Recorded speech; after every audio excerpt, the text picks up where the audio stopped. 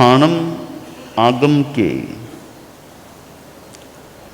दूसरे स्थान में कहा गया है, सोहम में कप्पे देवाणम उक्कोशेणम दो सागरोवमाइम ठिति पन्नत्ता। सौधर्म कल्प में देवों की उत्कृष्ट स्थिति दो सागरोपम की है। संसार में चार मुख्य जीवों के विभाग हैं, नरक, तिर्यंच, मनुष्य, देव। इन्हें चार गतियां कहा जाता है। देव गति में आयुष्य काफी लंबा होता है और नरक गति का भी आयुष्य लंबा होता है। दोनों में समानता भी है। नरक गति का आयुष्य छोटे से छोटा, कम से कम यानी जघन्य आयुष्य 10,000 वर्ष का होता है और देवगति में भी कम से कम आयुष्य 10,000 वर्ष का होता है। नरक गति में उत्कृष्ट आयुष्य यानी ज्यादा से ज्यादा लंबा आयुष्य 33 सागरोपम का होता है। तो देवगति में भी उत्कृष्ट आयुष्य 33 सागरोपम का होता है। नरक और देवगति में कोई कोई बात की समानता है। आयुष्य की दृष्टि से यदि मेरा निष्कर्ष सही है तो समानता है कि दोनों गतियों का आयुष्य समान, कम से कम दोनों में 10,000 वर्ष और ज्यादा से ज्यादा दोनों में 33 सागरोपम का होता है। दूसरी समानता यह है कि नरक गति में भी वैक्रिय शरीर होता है, औदारिक शरीर नहीं होता, और देवगति में भी वैक्रिय शरीर होता है, औदारिक शरीर नहीं होता। 5 शरीर बतलाए गए हैं जैन वाङ्मय में, औदारिक, वैक्रिय, आहारक, तैजस और कार्मण। देवों में 3 शरीर होते हैं, वैक्रिय, तैजस, कार्मण, और नरक में भी, नारकीय जीवों में भी ये ही 3 शरीर होते हैं, वैक्रिय, तैजस, कार्मण। यह दूसरी समानता है। तीसरी समानता यह है कि देवगति में भी अतीन्द्रिय ज्ञान होता है और नारक में भी, नारकीय जीवों में भी अतीन्द्रिय ज्ञान होता है। नरक में भी अवधि ज्ञान अथवा विभंग ज्ञान होता है और देवगति में भी देवों के पास अवधि ज्ञान अथवा विभंग ज्ञान होता है। यह जो ज्ञान है, भले ज्ञान अज्ञान वो वैसे एक ही बात है, अतीन्द्रिय ज्ञान है, वह भवापेक्ष यानी उस गति में वो ज्ञान होता ही है। एक सामान्य सा नियम है कि नरक में जाओ तो भी अतीन्द्रिय ज्ञान प्राप्त रहेगा और देवगति में जाओ तो भी अतीन्द्रिय ज्ञान प्राप्त रहेगा। अब देखिए अतीन्द्रिय ज्ञान की करामात। उच्च कोटि के देव हैं, अब उनके मन में कोई प्रश्न होता है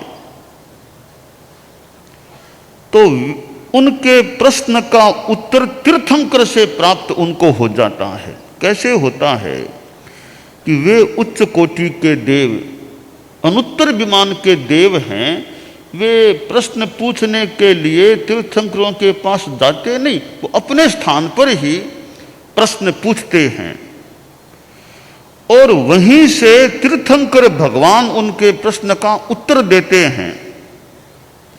अब जो तीर्थंकर भगवान उत्तर देते हैं यानी तीर्थंकरों के मन में वो जो होता है वो वहां बैठे वहां स्थित देवता अवधि ज्ञान से उस उत्तर को जान लेते हैं।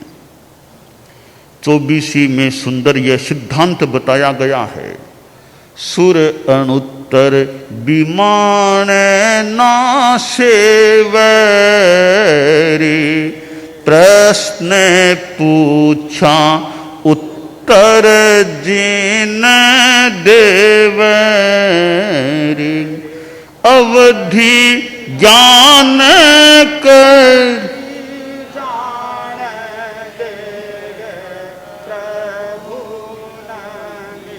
नाथ जी मुझे प्यारा, मुझे प्यारा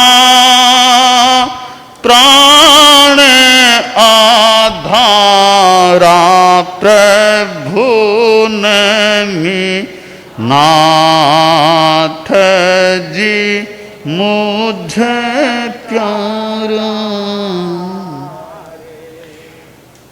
एक यह दूर से ज्ञान करने की प्रक्रिया है, एक विशेष यह कोई प्रावधान विधि है कि अवधि ज्ञान से देवता अपने प्रश्न का उत्तर तीर्थंकरों से प्राप्त कर लेते हैं। यानी तीर्थंकरों के वो मनोवर्गणा के पुद्गलों को मानो अवधि ज्ञान से दूर से जान लेते हैं।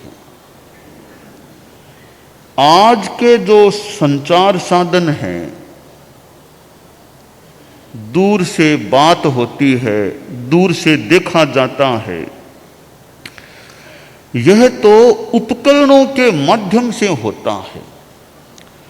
और ये देवता हैं वो बिना उपकरण के अवधि ज्ञान से वो दूर से ही जान लेते हैं कि तीर्थंकर क्या उत्तर दे रहे हैं, इस उत्तर को वो समझ लेते हैं। तो यह अवधि ज्ञान की करामात है, दूर से ज्ञान कर लेना। नरक के जीवों, नारकों और देवों में आयुष्य की समानता है, शरीर की समानता दूसरी बात, और ज्ञान की भी एक दृष्टि से समानता है, यह तीसरी बात। चौथी समानता क्या है? कोई भी नारक मरकर के वापिस सीधा नारक नहीं बनता, और कोई भी देवता मरकर के वापिस देवगति में पैदा नहीं होता, तत्काल पैदा नहीं होता, बीच में और कहीं जाना होगा। तो यह नियम नारकीय जीवों के लिए भी है और यह नियम देवों के लिए भी। चौथी समानता है कि नारक मरकर के सीधा नारक नहीं बनता, देव मरकर के सीधा देव नहीं बनता। पांचवी समानता यह है कि नारक मरकर के सीधा देवगति में नहीं जाता, देवता मरकर के सीधा नरक गति में नहीं जाता। यह भी दोनों में समान नियम है। नारक मरकर के सीधा देवगति में पैदा नहीं होगा, देवता मरकर के सीधा नरक गति में पैदा नहीं होता। तो यह एक पांचवी एक समानता की बात हो जाती है। छठी एक समानता की बात है कि नारक है, चौथे गुणस्थान से आगे नहीं जा सकता, और देवता भी चौथे गुणस्थान से आगे देवगति में रहता हुआ नहीं जा सकता। यह भी समानता है, गुणस्थान की समानता। चौथा गुणस्थान बस उत्कृष्ट है नारकीय जीवों के लिए और देवगति के लिए। तो ये दो ध्रुव हैं, एक दुख का स्थान है नरक गति का, देवगति का सुख का स्थान है। यह तो बड़ा एक अंतर है, पर और अनेक बातों की समानता नारकीय जीवों और देव जीवों में देखी जा सकती है। और यह भी समानता है कि नारकीय जीव भी मनुष्यों से बहुत ज्यादा होते हैं और देवता भी मनुष्यों से बहुत ज्यादा होते हैं। यह ज्यादापन की भी मनुष्यों की तुलना में नारकों में और देवों में समानता होती है। अब ठाणंस में जो बताया गया है कि यह सौधर्म कल्प है, वहां के देवों की उत्कृष्ट स्थिति दो सागरोपम की है। देवों में विभिन्न वर्ग हैं, भवनपति, व्यंतर, ज्योतिष्क, वैमानिक। मूल तो 4 प्रकार हैं। इन चारों में भी अलग अलग फिर भेद प्रभेद हो जाते हैं। वैमानिक देवों में एक 12 देवलोकों की व्यवस्था है। 12 देवलोक हैं। उन 12 देवलोकों के ऊपर भी देवता हैं। 9 ग्रैवेयक के देव भी हैं और अनुत्तर विमान के देव भी हैं। और ये इधर 12 देवलोक हैं वैमानिक देवों में।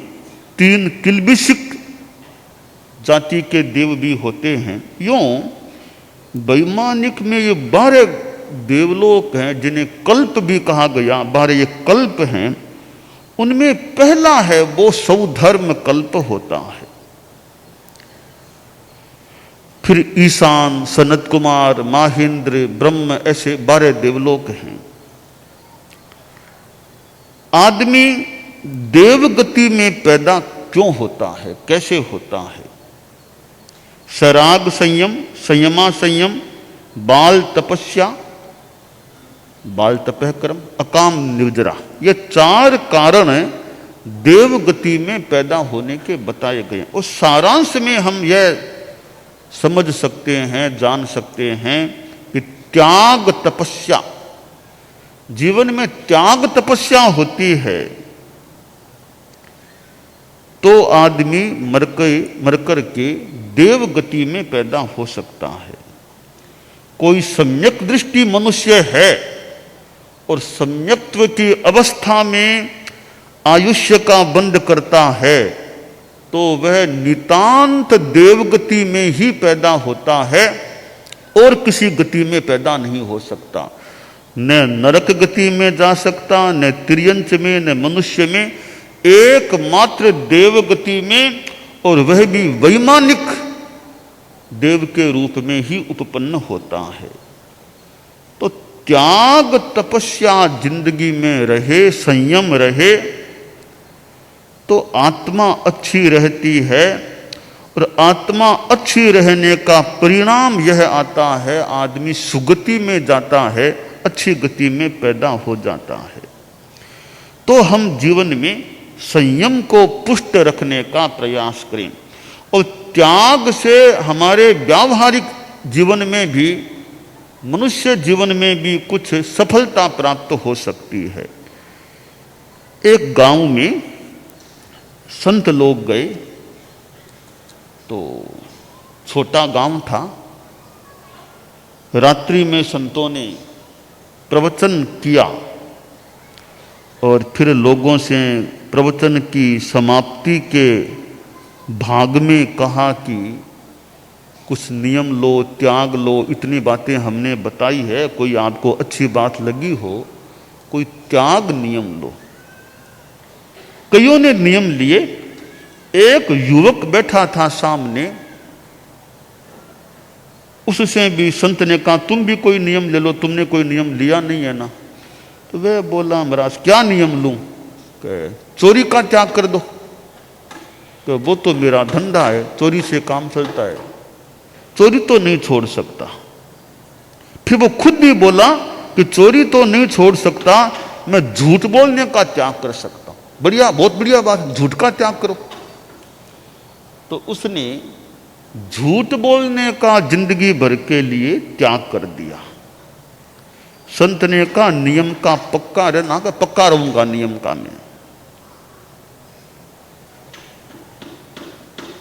एक दिन उस युवक ने सोचा कि और तो कई जगह चोरियां कर ली है, कई बड़े बड़े मकानों में जा चुका, सेठों की हवेलियों में जा चुका, अब तो राजमहल में जाना चाहिए।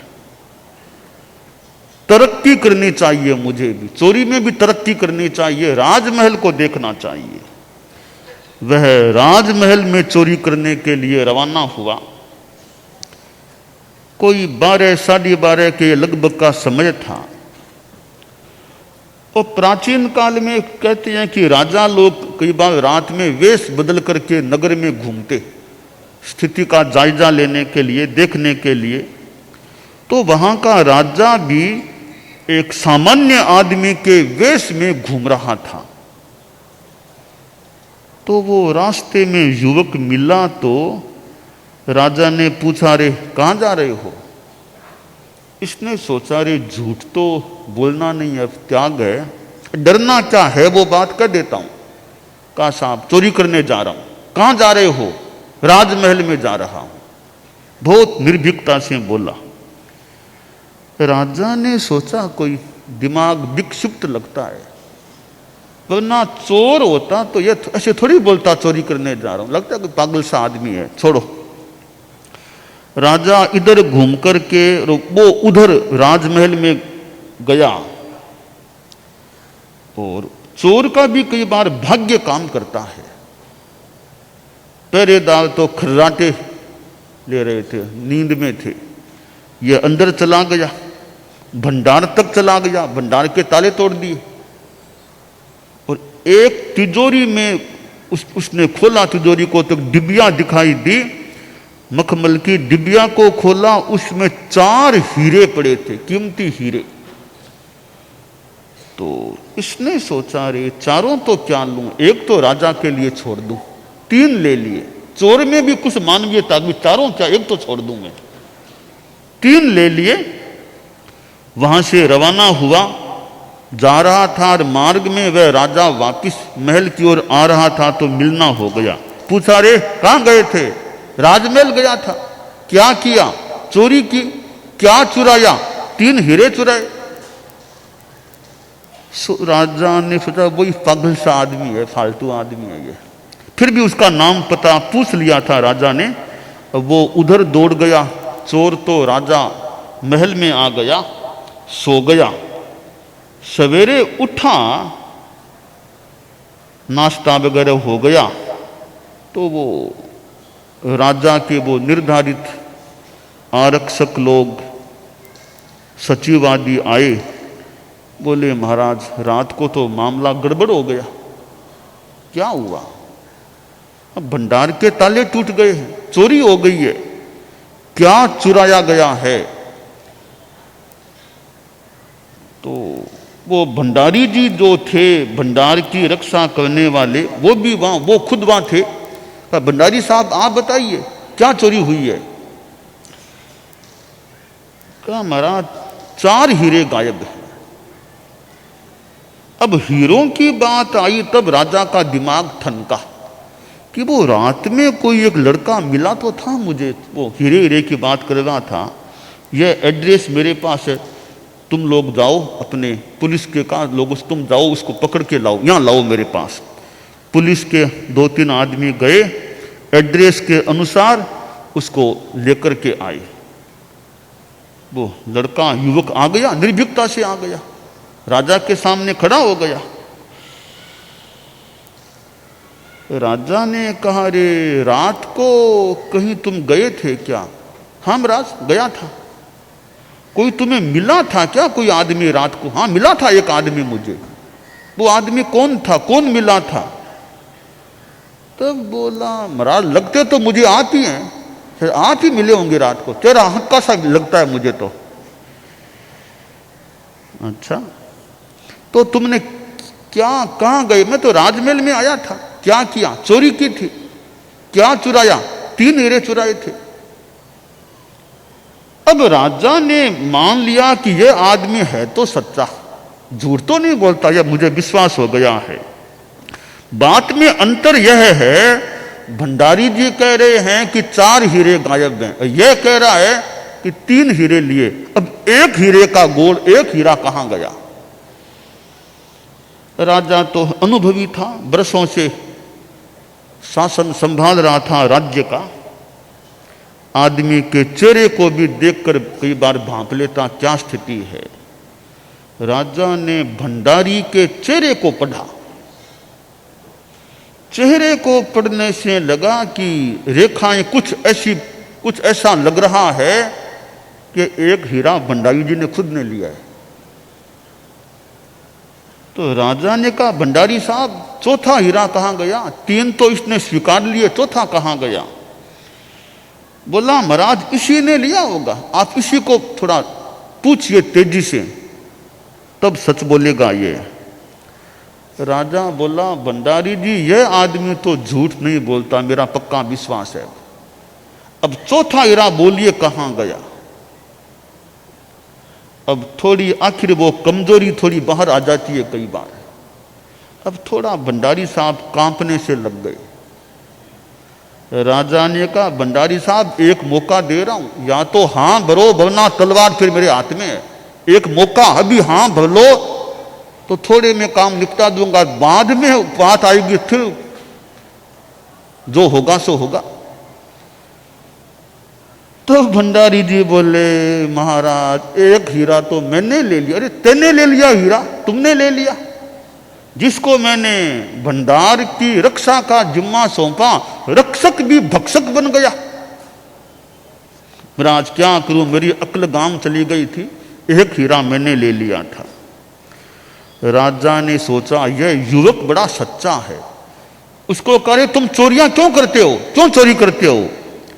बोला, महाराज गरीब हूं, अभावग्रस्त हूं, बेरोजगार, इसलिए चोरी करता हूं। तुम्हारी व्यवस्था मैं कर दूं तो फिर क्यों चोरी करूंगा मैं? राजा ने कहा, भंडारी जी बर्खास्त करता हूं आपको पद से। उस युवक को कहा, तुम आज से भंडारी के पद पर बैठो, तुम संभालो भंडार को, तुम बड़े सच्चे आदमी हो। उसको भंडार का जिम्मा मिल गया, भंडार का वह अधीक्षक या संरक्षक बन गया। तो एक त्याग जीवन में आ गया, झूठ नहीं बोलना, एक त्याग आया तो व्यावहारिक जीवन में भी उन्नति हो गई। कहाँ चोर सामान्य आदमी का राज्य के भंडार का संरक्षक बन गया। त्याग तपस्या से देवगति मिलने की बात तो है ही, वर्तमान जीवन में भी कई बार आदमी की उन्नति हो सकती है, शांति भी मिल सकती है। तो हमें अपने जीवन में त्याग तपस्या की दिशा में आगे बढ़ने का प्रयास करना चाहिए।